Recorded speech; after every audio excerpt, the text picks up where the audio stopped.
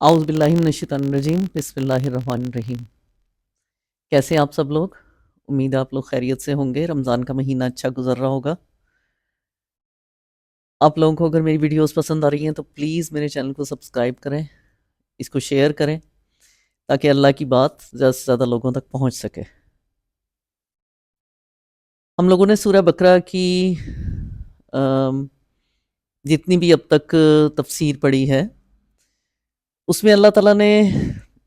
حضرت امت مسلمہ، پہلی امت مسلمہ جس کو امت موسوی بھی کہا جاتا ہے،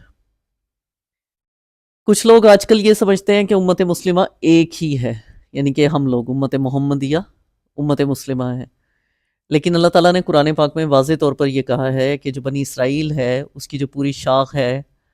یعنی کہ حضرت نوح کے بعد اب تک ہم نے جو کچھ بھی پڑھا اس میں ہم لوگوں نے دیکھا کہ حضرت نوح کے بعد کوئی پیغمبر نہیں آئے، حضرت ابراہیم آئے پھر، اور ان سے اور حضرت عیسیٰ تک، وہاں تک جتنے بھی پیغمبر آئے وہ سارے بنی اسرائیل میں آئے، اور اسی وجہ سے جو مشرکین عرب تھے اور ان کے جو علماء کرام تھے یہودیوں کے، یہودیت اور عیسائیت وہ بعد میں آئی۔ تو اس میں یعنی کہ یہودی اور عیسائیوں کا جو ہے ذہن میں کہ ہم لوگ اللہ تعالیٰ کی بہت کوئی لاڈلی قوم ہے، تو اس کو بھی اللہ تعالیٰ ادھر سورہ بقرہ میں ہی واضح کر رہا ہے، تو کہ تم لوگوں نے میری بات نہیں مانی، میرے احکامات پر عمل نہیں کیا، میں نے جتنے بھی نبی بھیجے تم نے ان سب کو جھٹلایا، ان سب کو تم لوگوں نے نہ کیا، میری ہر بات کو جو میں نے ان کے ذریعے تم تک پہنچائی تم نے ان سب کو جھٹلایا اور اپنی مرضی کی، کتابوں میں تحریف کی اور بہت ساری چیزیں کی، جس کی وجہ سے اب تم لوگ میری لاڈلی قوم نہیں رہے۔ اللہ تعالیٰ بنی اسرائیل کو یہ کہہ رہا ہے کہ تم لوگ اب میری لاڈلی قوم نہیں رہے، ہاں اگر تم میں سے کوئی آخری نبی پر ایمان لے آتا ہے کہ آخری نبی جو آئے ہیں حضرت محمد صلی اللہ علیہ وسلم، وہ آخری کتاب لے کر آئے ہیں قرآن حکیم، اس پر اگر تم لوگ ایمان لے آتے ہو اور اپنی اصلاح کر لیتے ہو تو پھر میں تم لوگوں کو معاف کر سکتا ہوں، ورنہ اگر تم اسی روش پر چلتے رہے جو پہلے سے تم لوگ چلے آ رہے ہو اس پہ میں تمہیں معاف نہیں کروں گا، پھر تم جہنم واصل ہی کیے جاؤ گے۔ تو اس لیے اب ہم آگے پڑھتے ہیں، آج ہم سورہ بقرہ کی آیت نمبر 142 سے شروع کریں گے، ادھر سے دوسرا پارہ بھی شروع ہو رہا ہے اور 16واں رکوع ہے، اس سورہ بقرہ کا 16واں رکوع ہے، آیت نمبر 142 سے آج ہم لوگ شروع کریں گے اور دوسرا پارہ بھی شروع کریں گے۔ سَيَقُولُ السُّفَهَاءُ مِنَ النَّاسِ مَا وَلَّاهُمْ عَنْ قِبْلَتِهِمُ الَّتِي كَانُوا عَلَيْهَا قُلِ اللَّهِ الْمَشْرِقُ وَالْمَغْرِبُ يَهْدِي مَن يَشَاءُ إِلَىٰ صِرَاطٍ مُسْتَقِيمٍ۔ نادان لوگ ضرور کہیں گے انہیں کیا ہوا کہ پہلے یہ جس قبلے کی طرف رخ کر کے نماز پڑھتے تھے اس سے یکا یک پھر گئے۔ اے نبی ان سے کہو مشرق اور مغرب سب اللہ کے ہیں، اللہ جسے چاہتا ہے سیدھی راہ دکھا دیتا ہے۔ نبی صلی اللہ علیہ وسلم ہجرت کے بعد مدینہ میں 16 یا 17 مہینے تک، ایک جو روایات ہیں ان سے یہی ملتا ہے کہ 16 یا 17 مہینے تک بیت المقدس یعنی کہ مسجد اقصی کی طرف، جو شروع سے حضرت ابراہیم کے زمانے سے چلا آ رہا تھا قبلہ، حضرت سلیمان کے زمانے میں ہیکل سلیمانی بنا تھا تو اس وقت سے ایک بیت المقدس کو ہی قبلہ مانا جا رہا تھا۔ تو نبی صلی اللہ علیہ وسلم ہجرت کے بعد مدینہ میں 16-17 مہینے تک بیت المقدس ہی کی طرف رخ کر کے نماز پڑھا کرتے تھے، پھر کعبہ کی طرف منہ کر کے نماز پڑھنے کا حکم آیا جس کی تفصیل آگے آئے گی۔ تو اللہ تعالیٰ اس کے بارے میں بات کر رہا ہے کہ یہ ان نادانوں کے اعتراض کا پہلا جواب ہے، ان کے دماغ تنگ تھے، نظر محدود تھی، سمت اور مقام بندے نے بنائے ہوئے ہوتے ہیں، بندے کے بنے ہوئے ہوتے ہیں۔ ان کا گمان یہ تھا کہ خدا کسی خاص سمت میں قید ہے، یعنی کہ جس طرف بھی رخ کر کے اگر ہم عبادت کرتے ہیں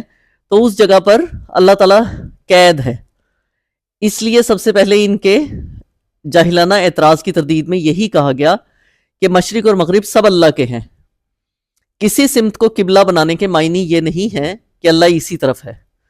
جن لوگوں کو اللہ نے ہدایت بخشی ہے وہ اس قسم کی تنگ نظریوں سے بالا تر ہوتے ہیں، اور ان کے لیے بہت ساری جو حقیقتیں ہوتی ہیں اللہ تعالیٰ کی اس کائنات میں وہ ان پر کھل جاتی ہیں. وَكَذَلِكَ جَعَلْنَاكُمْ أُمَّةً وَسَطًا لِتَكُونُوا شُهَدَاءَ عَلَى النَّاسِ وَيَكُونَ الرَّسُولُ عَلَيْكُمْ شَهِيدًا وَمَا جَعَلْنَا الْقِبْلَةَ الَّتِي كُنْتَ عَلَيْهَا إِلَّا لِنَعْلَمَ مَن يَتَّبِعُ الرَّسُولَ مِمَّن يَنقَلِبُ عَلَى عَقِبَيْهِ وَإِن كَانَتْ لَكَبِيرَةً إِلَّا عَلَى الَّذِينَ هَدَى اللَّهُ وَمَا كَانَ اللَّهُ لِيُضِيعَ ایمانکم ان اللہ بالناس لرؤوف الرحیم. اس طرح تو ہم نے تمہیں ایک امت وسط بنایا ہے تاکہ تم دنیا کے لوگوں پر گواہ ہو اور رسول تم پر گواہ ہو. پہلے جس طرف تم رخ کرتے تھے اس کو تو ہم نے صرف یہ دیکھنے کے لیے مقرر کیا تھا کہ کون رسول کی پیروی کرتا ہے اور کون الٹا پھر جاتا ہے. یہ معاملہ تھا تو بڑا سخت، مگر ان لوگوں کے لیے کچھ بھی سخت نہ ثابت ہوا جو اللہ کی ہدایت سے فیضیاب تھے. اللہ تمہارے اس ایمان کو ہرگز ضائع نہیں کرے گا. یقین جانو وہ لوگوں کے حق میں نہایت شفیق اور رحیم ہے. یہ امت محمد صلی اللہ علیہ وآلہ وسلم کی امامت کا اعلان ہے. اسی طرح کا اشارہ دونوں طرف ہے، اللہ کی اس رہنمائی کی طرف بھی جس سے محمد صلی اللہ علیہ وسلم کی پیروی قبول کرنے والوں کو سیدھی راہ معلوم ہوئی اور وہ ترقی کرتے کرتے اس مرتبے پر پہنچے کہ امت وسط قرار دیے گئے، یعنی کہ درمیان کی امت اور آخری امت قرار دیے گئے. اور تحویل قبلہ کی طرف بھی کہ نادان اسے محض ایک سمت سے دوسری سمت کی طرف پھرنا سمجھ رہے ہیں، حالانکہ دراصل بیت المقدس سے کعبے کی طرف قبلے کا پھرنا یہ معنی رکھتا ہے کہ اللہ نے بنی اسرائیل کو دنیا کی پیشوائی کے منصب سے باضابطہ معزول کر دیا ہے اور امت محمدیہ کو اس پر فائز کر دیا. یعنی کہ اللہ تعالیٰ نے یہ چیز یہودیوں کو پورے طریقے سے بتا دی کہ اب تم بالکل باضابطہ طور پر اس چیز سے نکل گئے، یعنی کہ جو تم لوگوں کو میں نے خلیفہ مقرر کیا ہوا تھا تمہاری امت کو، وہ اس چیز سے میں نے تمہیں ہٹا دیا، معزول کر دیا. اب امت محمدیہ وہ اس پر ہے. قبلے کا جو رخ چینج ہوا اس کی ایک مطلب یہ بھی ہے اللہ کی طرف سے کہ باضابطہ طور پر یہودیوں کو، بنی اسرائیل کو معزول کر دیا گیا. امت وسط کا تعلق کا لفظ اس قدر وسیع معنی اپنے اندر رکھتا ہے کہ کسی دوسرے لفظ سے اس کے ترجمے کا حق ادا نہیں کیا جا سکتا. اس سے مراد ایک ایسا اعلیٰ گروہ ہے جو عدل و انصاف اور توسط کی روش پر قائم ہو، جو دنیا کی قوموں کے درمیان صدر کی حیثیت رکھتا ہو، جس کا تعلق سب کے ساتھ یکساں، حق اور سچ پر ہو اور ناحق ناروا تعلق کسی سے نہ ہو. پھر یہ فرمایا کہ تمہیں امت وسط اس لیے بنایا گیا ہے کہ تم لوگوں پر گواہ ہو اور رسول تم پر گواہ ہو. تو اس سے مراد یہ ہے کہ آخرت میں جب پوری نوع انسانی کا اکٹھا حساب لیا جائے گا، اس وقت رسول ہمارے ذمہ دار نمائندے کی حیثیت سے تم پر گواہی دیں گے، اور عمل صالح اور نظام عدل کی جو تعلیم ہم نے اس نبی کو دی ہے وہ اس نے تم کو بے کم و کاست پوری کی پوری پہنچا دی اور عملاً اس کے مطابق کام کر کے دکھایا. اس کے بعد رسول کے قائم مقام ہونے کی حیثیت سے تم کو عام انسانوں پر گواہ کی حیثیت سے اٹھنا ہوگا اور یہ شہادت دینی ہوگی کہ رسول نے جو کچھ تمہیں پہنچایا تھا وہ تم نے انہیں پہنچانے میں، اور جو کچھ رسول نے تمہیں دکھایا تھا وہ تم نے انہیں دکھانے میں اپنی حد تک کوئی کوتاہی نہیں کی. اسی طرح کسی شخص یا گروہ کا اس دنیا میں خدا کی طرف سے گواہی کے منصب پر مامور ہونا، در حقیقت اس کا امامت اور پیشوائی کے مقام پر سرفراز کیا جانا ہے. اس میں جہاں فضیلت و سرفرازی ہے وہیں ذمہ داری کا بہت بڑا بوجھ بھی ہے. اس کے معنی یہ ہیں کہ جس طرح رسول صلی اللہ علیہ وسلم اس امت کے لیے خدا ترسی، راست روی، عدالت اور حق پرستی کی زندہ شہادت بنے، اسی طرح اس امت کو بھی تمام دنیا کے لیے زندہ شہادت بننا چاہیے، حتیٰ کہ اس کے قول اور عمل اور برتاؤ ہر چیز کو دیکھ کر دنیا کو معلوم ہو کہ خدا ترسی اس کا نام ہے، راست روی یہ ہے، عدالت اس کو کہتے ہیں، اور حق پرستی ایسی ہوتی ہے. پھر اس کے معنی یہ بھی ہیں کہ جس طرح خدا کی ہدایت ہم تک پہنچانے کے لیے رسول صلی اللہ علیہ وسلم کی ذمہ داری بہت سخت تھی، حتیٰ کہ اگر وہ اس میں ذرا سی کوتاہی بھی کرتے کہ تو خدا کے ہاں ماخوذ ہوتے. اسی طرح دنیا کے عام انسانوں تک اس ہدایت کو پہنچانے کی نہایت سخت ذمہ داری ہم پر عائد ہوتی ہے. اگر ہم خدا کی عدالت میں واقعی اس بات کی شہادت نہیں دے سکے کہ ہم نے تیری ہدایت جو تیرے رسول کے ذریعے ہمیں پہنچی تھی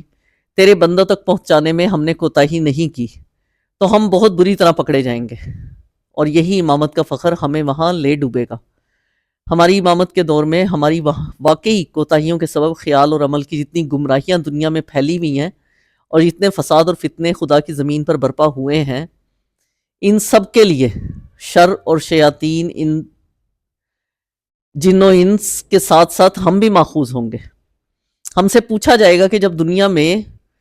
ظلم گمراہی کا یہ طوفان تھا تو تم کہاں مر گئے تھے؟ یعنی اس سے مقصود یہ دیکھنا تھا کہ کون لوگ ہیں جو جاہلیت کے تعصبات اور خاک و خون کی غلامی میں مبتلا ہیں، اور کون ہے جو ان بندشوں سے آزاد ہو کر حقائق کا صحیح ادراک رکھتے ہیں۔ ایک طرف اہل عرب اپنی وطنی اور نسلی فخر میں مبتلا تھے، اور عرب کے کعبے کو چھوڑ کر باہر کے بیت المقدس کو قبلہ بنانا ان کی اس قوم پرستی کے بت پر ناقابل برداشت ضرب تھا۔ دوسری طرف بنی اسرائیل اپنی نسل پرستی کے غرور میں پھنسے ہوئے تھے، اور اپنے آبائی قبلے کے سوا کسی دوسرے قبلے کو برداشت کرنا ان کے لیے محال تھا۔ ظاہر ہے کہ یہ بت جن لوگوں کے دلوں میں بسے ہوئے تھے، وہ اس راستے پر کیسے چل سکتے تھے جس کی طرف اللہ کا رسول انہیں بلا رہا تھا؟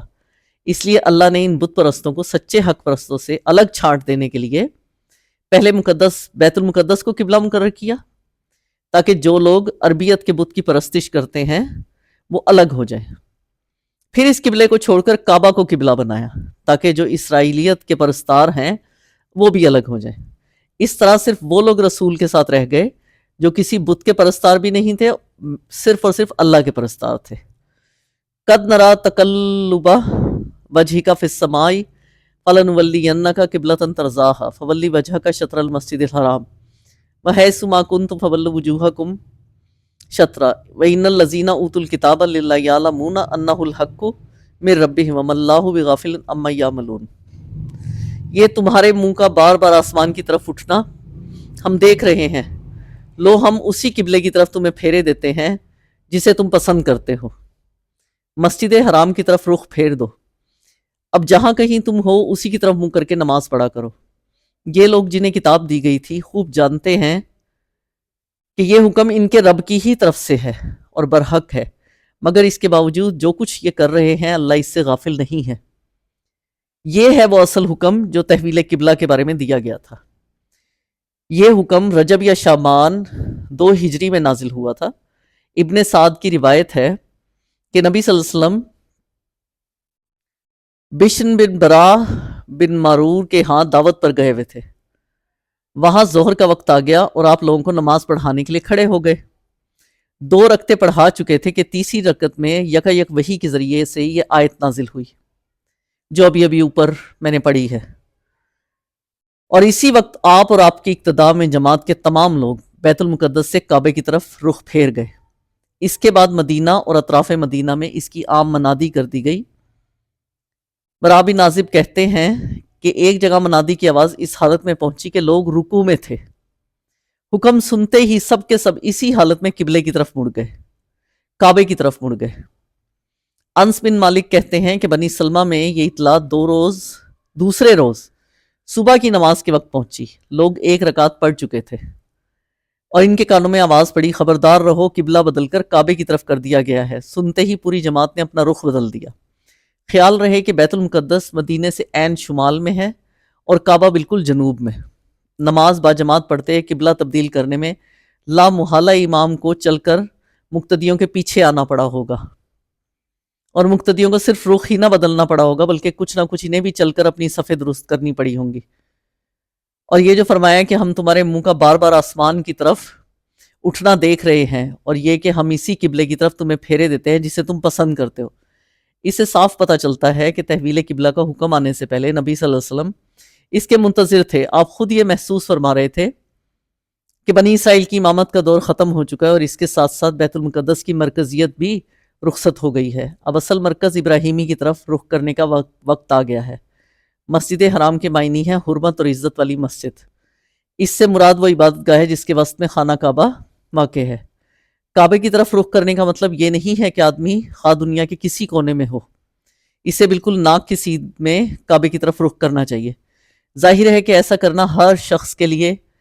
ہر جگہ مشکل ہے، اسی لیے کعبے کی طرف منہ کرنے کا حکم دیا گیا ہے، نہ کہ کعبہ کی سیدھ میں۔ قرآن کی روح سے ہم اس بات کے لیے ضرور متفق ہیں کہ حت الامکان صحیح سمت کعبہ کی تحقیق کریں، مگر اس بات پر مکلف نہیں ہیں کہ ضرور بالکل ہی صحیح سمت معلوم کرے۔ جس سمت کے متعلق ہمیں امکانی تحقیق سے زن غالب حاصل ہو جائے کہ یہ سمت کعبہ ہے، ادھر نماز پڑھنا یقیناً صحیح ہے۔ اور کوئی ہم لوگ کسی ایسی جگہ پر ہوں جہاں پہ ہم قبلے کا رخ متعین نہ کر سکیں، مثلاً اس میں ریل گاڑی میں سفر کر رہے ہو تو پتہ نہیں چلتا کبھی کبھی کہ کون سا ہے قبلے کا رخ، تو جس طرف بھی ممکن ہو اسی طرف منہ کر کے وہ نماز پڑھ سکتے ہیں۔ اسی چیز کے لیے اللہ تعالیٰ نے یہ آیات نازل کی۔ امید ہے آپ لوگوں کو میری ویڈیوز پسند آ رہی ہوں گی۔ آپ لوگ کامنٹ ضرور کیجیے گا، پلیز مجھے بتائیے گا میں آپ لوگوں کو اللہ کی بات سمجھا پا رہی ہوں یا نہیں، کیونکہ اللہ کی بات سمجھانا صرف میرا مقصد ہے، باقی اور کوئی مقصد نہیں ہے۔ آپ لوگ اپنا خیال رکھیے گا بہت بہت، اور مجھے کامنٹس کر کے ضرور بتائیے گا کہ میری ویڈیوز آپ کو کیسی لگ رہی ہیں۔ اگلی ویڈیو میں ملتے ہیں انشاءاللہ۔